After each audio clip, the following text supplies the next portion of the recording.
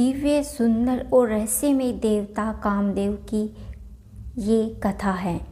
यह केवल प्रेम की कहानी नहीं है, बल्कि सृष्टि के संतुलन, क्रोध, वैराग्य, आत्म बलिदान और पुनर्जन्म की एक महागाथा है। कामदेव की दिव्य उत्पत्ति और उनका स्वरूप। सृष्टि के प्रारंभ में जब ब्रह्मा जी ने इस ब्रह्मांड के निर्माण का कार्य शुरू किया तो उन्होंने कई मानस पुत्रों को जन्म दिया। सृष्टि को आगे बढ़ाने के लिए जीवों के भीतर आकर्षण, प्रेम, काम की आवश्यकता थी। इसी उद्देश्य से ब्रह्मा जी के मन से एक अत्यंत सुंदर दिव्य पुरुष का जन्म हुआ।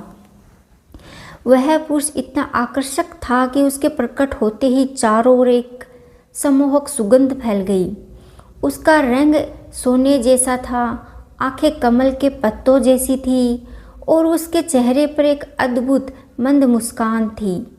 यह दिव्य पुरुष कामदेव कहलाए।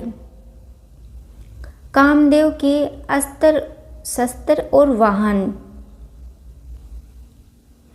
कामदेव के प्रकट होते ही ब्रह्मा जी ने उन्हें कर्तव्य और अस्त्र सौंपे। गन्ने का धनुष।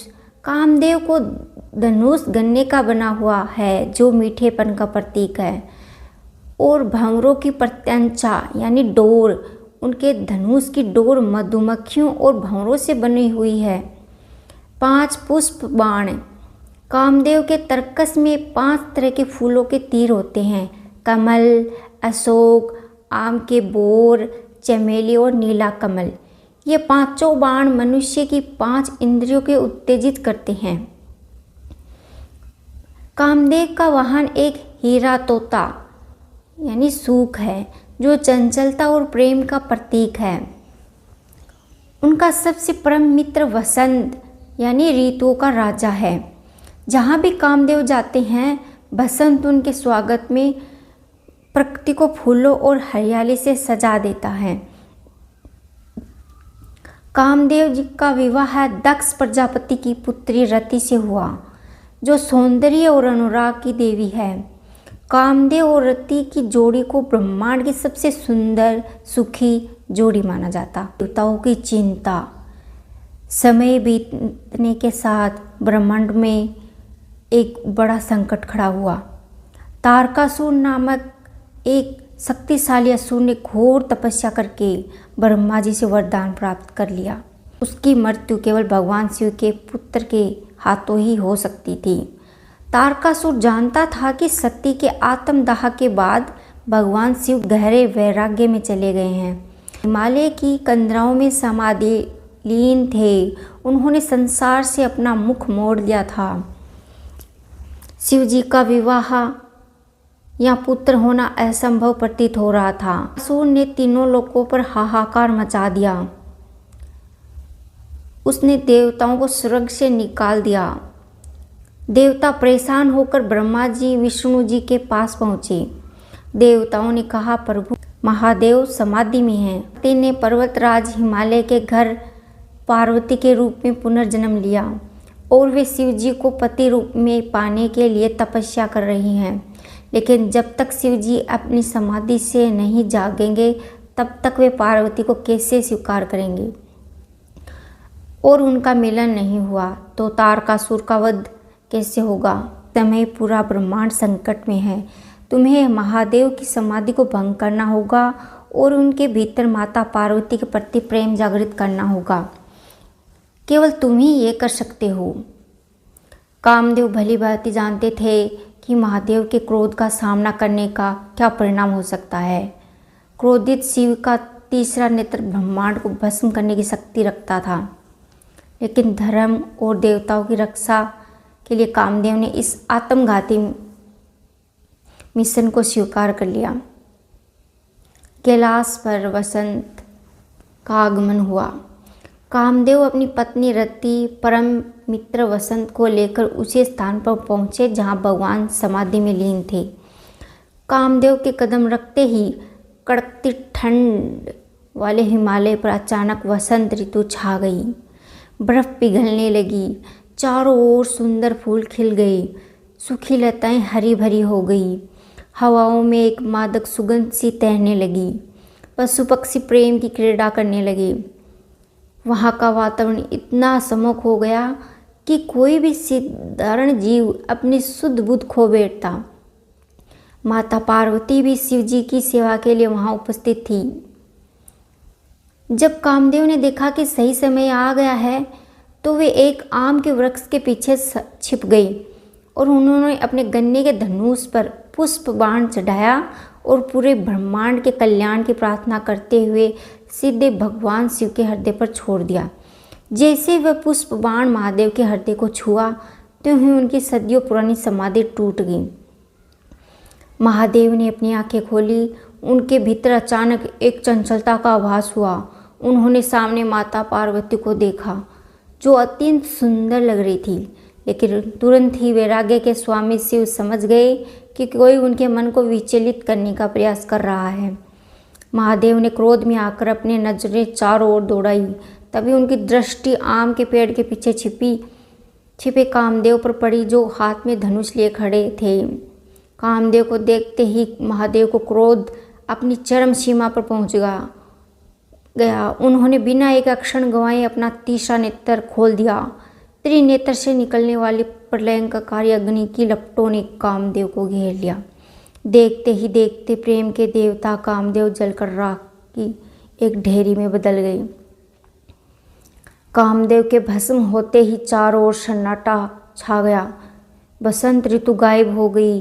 फिर से वही सन्नाटा पसर गया। पति की राख को देखकर देवी रति का हृदय फट गया। वे फूट फूट कर रोने लगी। उनका विलाप इतना दर्दनाक था कि वहाँ उपस्थित सभी देवताओं और माता पार्वती की आंखों में आंसू आ गए। रति ने शिव जी के चरणों में गिरकर गुहार लगाई, हे महादेव, मेरे स्वामी का क्या दोष था? उन्होंने यह कार्य अपने स्वार्थ के लिए नहीं बल्कि देवताओं की रक्षा और सृष्टि के कल्याण के लिए किया था। आपने उन्हें क्यों भस्म कर दिया? मुझे भी उनके साथ भस्म कर दीजिए। माता पार्वती ने भी शिव जी से प्रार्थना की कि हे नाथ, रति निरपराध है और कामदेव का उद्देश्य असुर राज तारकासुर के आतंक से मुक्ति दिलाना था। रति पर दया करें। पार्वती और देवताओं की प्रार्थना सुनकर आशुतोष भगवान शिव का क्रोध शांत हुआ।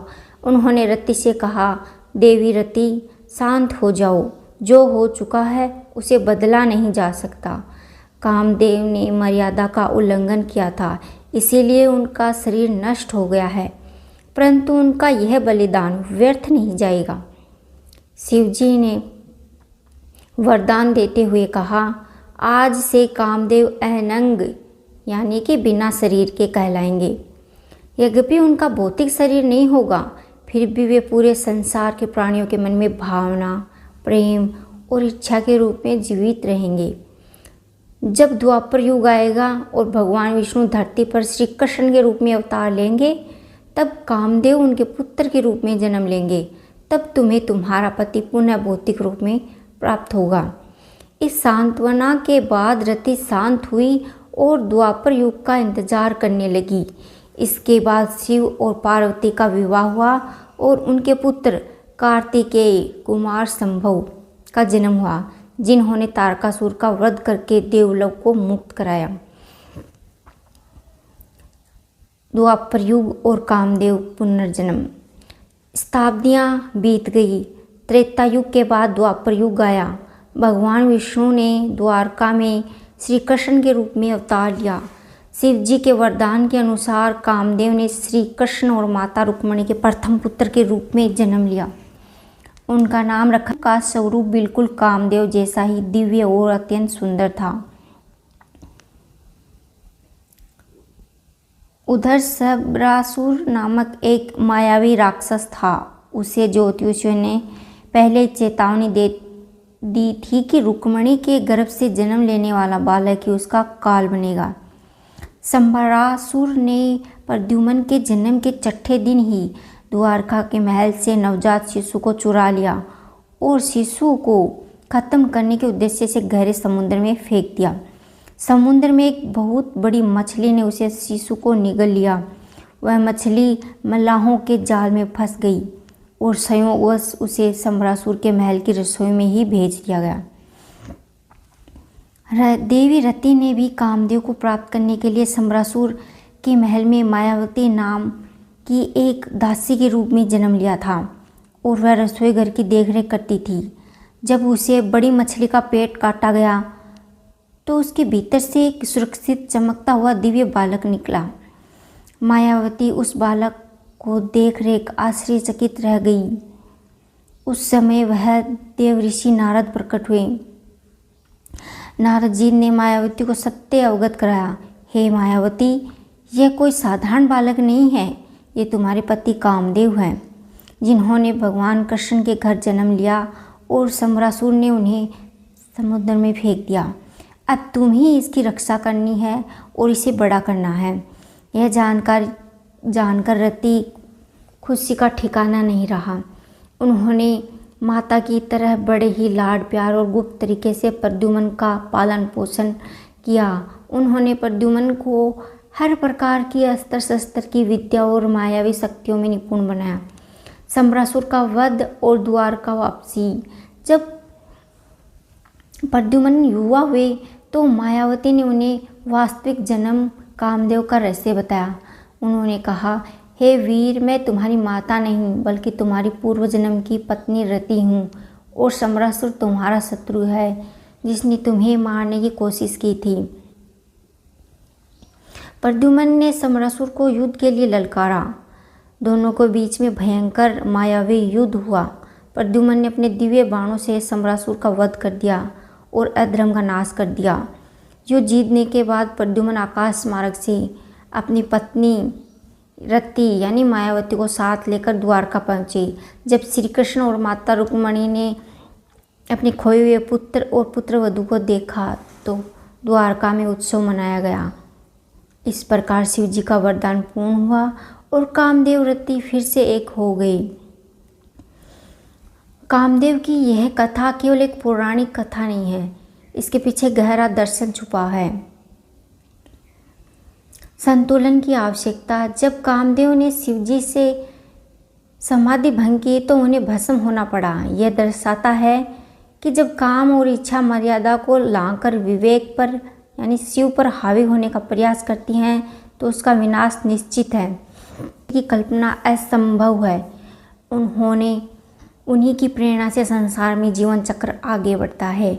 इसीलिए हिंदू धर्म में काम को 4 पुरुषार्थों धर्म, अर्थ, काम और मोक्ष में से एक महत्वपूर्ण स्थान दिया है।